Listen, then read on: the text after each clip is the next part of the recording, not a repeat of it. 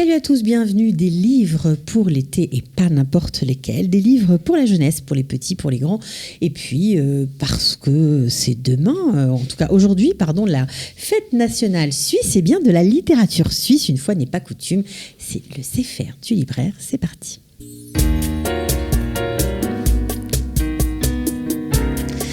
Salut à tous les deux, bonjour, bienvenue, comment ça va? Très bien, merci. Bon, voilà, alors il y a plein de gens qui m'écrivent, qui me disent « Waouh, comme ils parlent des livres, ils sont super !» Donc, on vous écoute, on vous suit et ça nous fait bien plaisir. Donc, on va parler, Nathalie, on va commencer l'émission avec vous, sur bien la littérature jeunesse, les petits, les très petits, et puis les ados aussi. Parce que l'été, apparemment, c'est le moment de lire pour eux. Absolument. Alors, l'été, c'est pas fait que pour les grands. Donc, oui, une sélection pour les tout petits, les moins petits et les un tout petit peu plus grands. Voilà.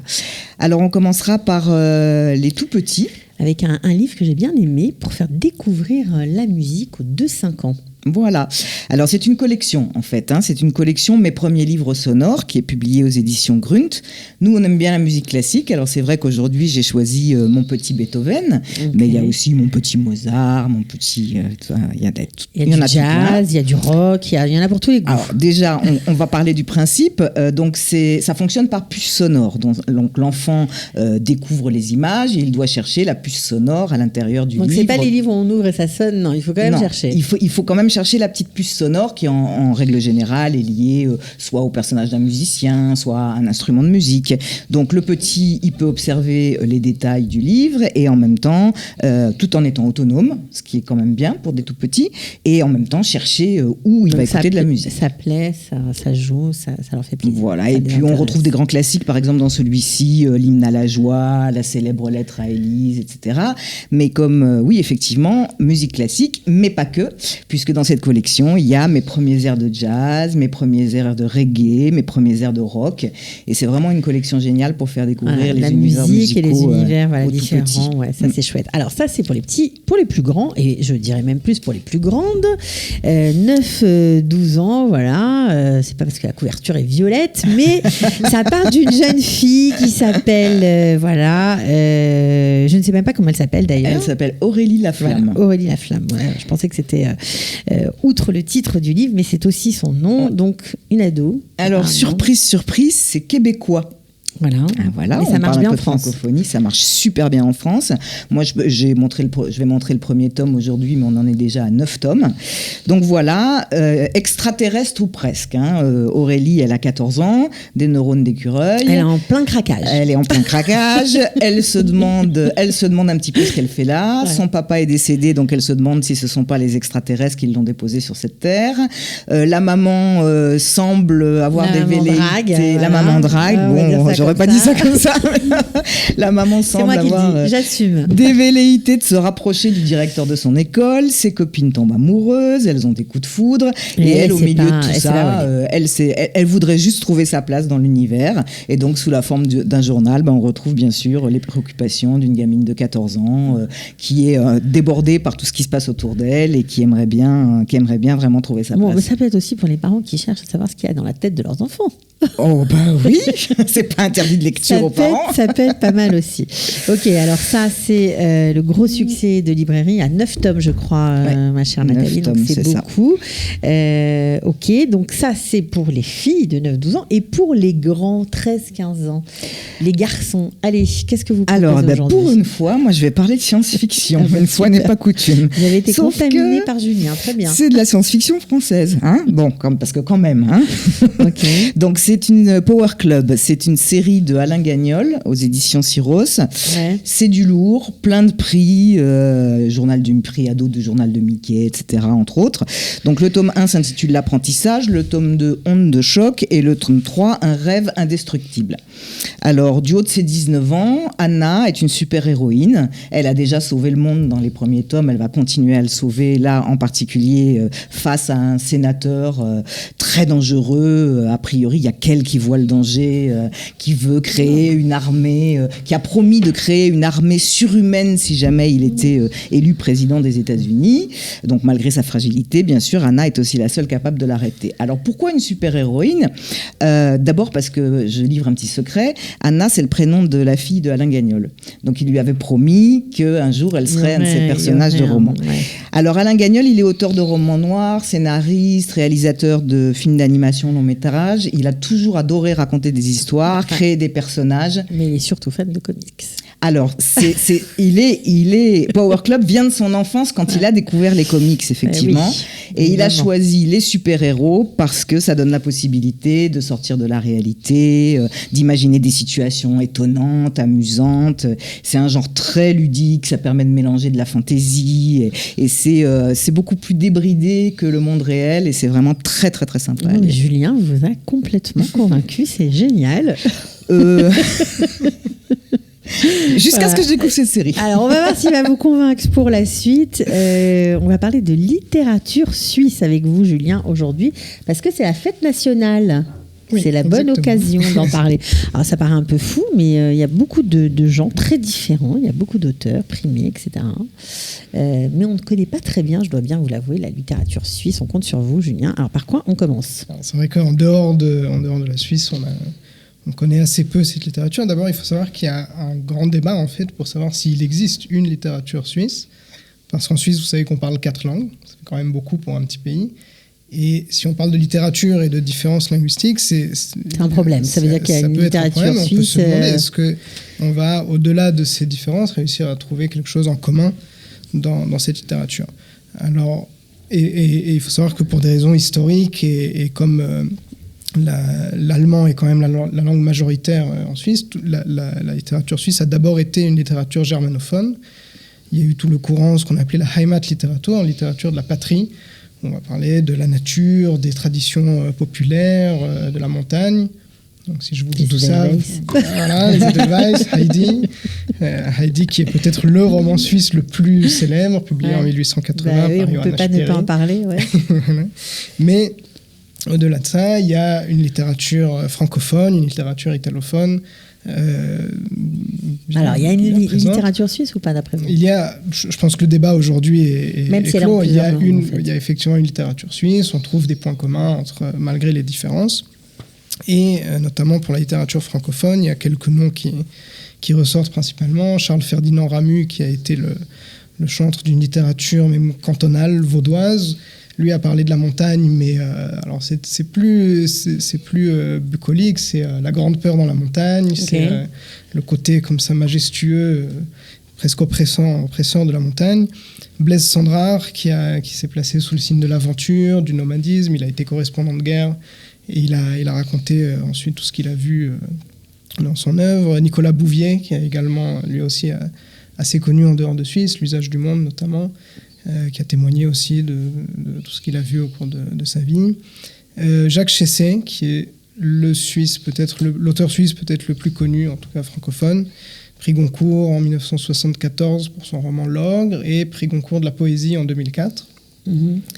Et alors, vous savez que j'adore la BD. Oui. Si on parle de BD, la Suisse n'est pas forcément connue pour sa grande tradition de BD, là, ce serait plutôt la Belgique, mais vous savez que celui qui est considéré comme le père de la BD était suisse. Rodolphe Töpfer, qui était un Genevois qui a vécu, qui est né en 1799 et est décédé en 1846. C'est le premier à avoir eu l'idée de dessiner des planches et d'écrire en dessous un texte. Mm-hmm. Donc il est considéré. Donc on doit beaucoup à la Suisse quand même. Voilà. Le coup.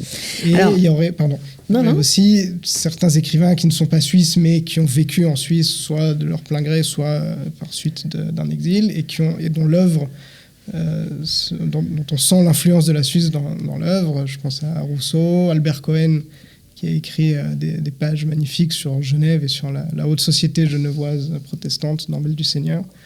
Donc ça fait aussi partie peut-être de cette littérature.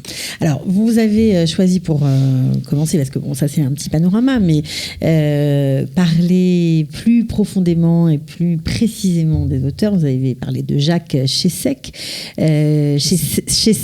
pardon, ou Chessé, je sais pas comment. Alors le X ne se prononce pas en Suisse. Bon, alors ok. Autant pour moi, un juif pour l'exemple. Alors là, c'est un livre qu'il a écrit, son dernier, je crois. C'est l'avant-dernier. En fait, il a publié quelques mois en fait avant sa mort. D'accord. Et il revient dans ce livre, c'est un très court livre, il revient sur un épisode qui avait défrayé la chronique en 1942 dans sa ville natale de Payerne. Donc une histoire véridique. Une histoire véridique, l'assassinat d'un commerçant juif par un groupe de nazillons suisses qui était poussé par un pasteur haineux.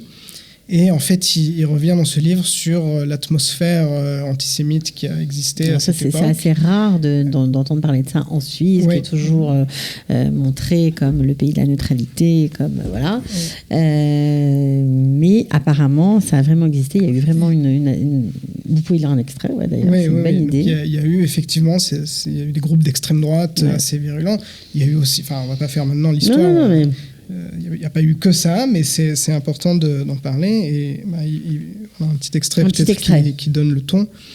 Dans ces campagnes reculées, la détestation du juif a un goût de terre âcrement remâché, fouillé, rabâché avec le sang luisant des porcs, les cimetières perdus où parlent encore les os des morts, les héritages détournés ou bâclés, les suicides, les faillites, la solitude 100 fois humiliée des corps acides et sur leur faim.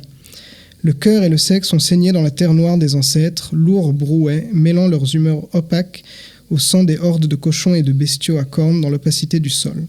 L'esprit, ou ce qui en reste, s'est irrité d'épaisses jalousies ataviques et politiques, cherchant le coupable à tant d'injustice et de mal-être, le trouvant dans le juif si différent de nous avec son gros nez, son teint bistre, ses cheveux frisés sur son gros crâne. Juif à compte en banque et à bedaine, ce n'est pas pour nous surprendre. Juif avec sa circoncision, juif qui ne mange pas comme nous, juif engraissé à nous voler avec ses banques, ses prêts sur gages, ses trafics de bœufs et de chevaux qu'il revend à notre armée. Notre armée. Ouais, c'est très bien écrit en tout cas. Un livre courageux qui lui a valu un certain nombre de critiques. J'imagine qu'il a d'inimitié. Ouais, j'imagine que ça n'a pas dû être facile. Bon, en même temps, c'était son avant-dernier. Bon. Mais il ne le savait pas. Il ne le savait pas. Et puis, c'est sûr, mais c'est assez saisissant. Et merci de nous faire connaître cet auteur. Alors, on continue avec la Suisse et la littérature. Et là, un livre, on va dire... dont le titre nous ramène loin en arrière. Qui a tué Heidi? Alors, est-ce qu'on parle de notre chère Heidi, connue de tous? Est-ce qu'on parle d'autre chose? Alors, peut-être. Alors, Mark Woltenhauer, c'est un auteur de polar. Alors, on savait déjà avec Joël Dicker que les Suisses peuvent écrire des polars. Mais là, on sait en plus, avec Mark Woltenhauer, que ces polars peuvent également se passer en Suisse. Parce que Joël Dicker, ça se passe, c'est très bien, mais ça se passe aux États-Unis. Là, c'est des polars vraiment qui se passent en Suisse, dans la montagne. Meurtre au pays des vaches et des Edelweiss. Ça change.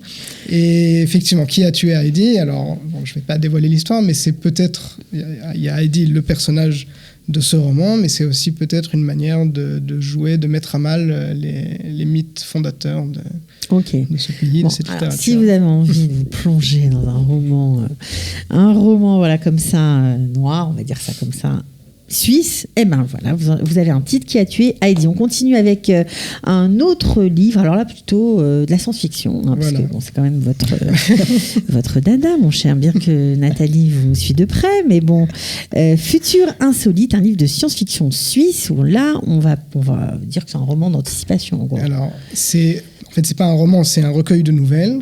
Okay. Donc, Futur insolite, le sous-titre « Laboratoire d'anticipation helvétique ».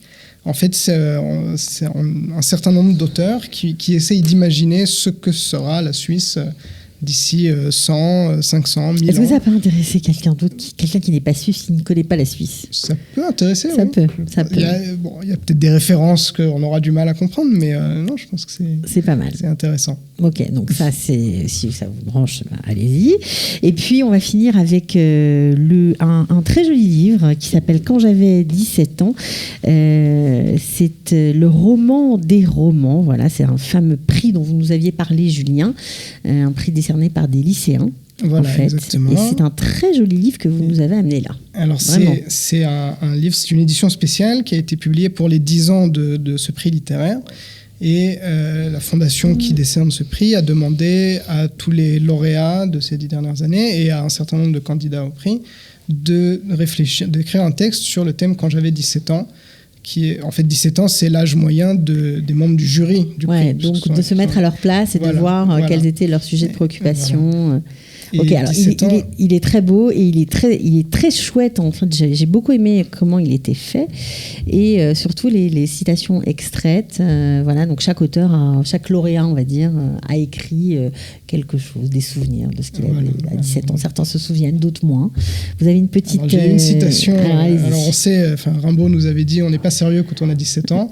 Là, on retrouve un peu cet esprit et c'est une très belle citation d'un monsieur qui s'est ensuite rangé et qui est devenu, que j'ai eu la chance d'avoir comme prof d'histoire au gymnase, au lycée.